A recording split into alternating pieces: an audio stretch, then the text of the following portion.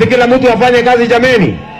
Si pale 2027 mtakuja kusahihisha mtihani ya kila mtu?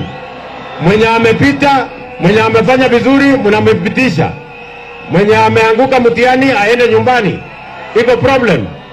Si nyinyi ndio mtasort out? Iko haja ya kulumbana saa hizi? Hakuna haja, kila mtu afanye kazi yake. Si ndio? Mimi ile mlinipatia, mkaniambia enda nyorosha elimu.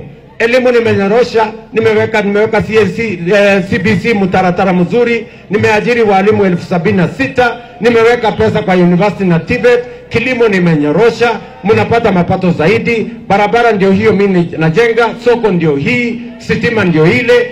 Mtakuja kuniuliza mtihani, mimi nitakuja kufanya mtihani yangu, nyinyi mtasahihisha, nikipita mimi naendelea, nisipopita mimi naenda kulima. Hakuna problem.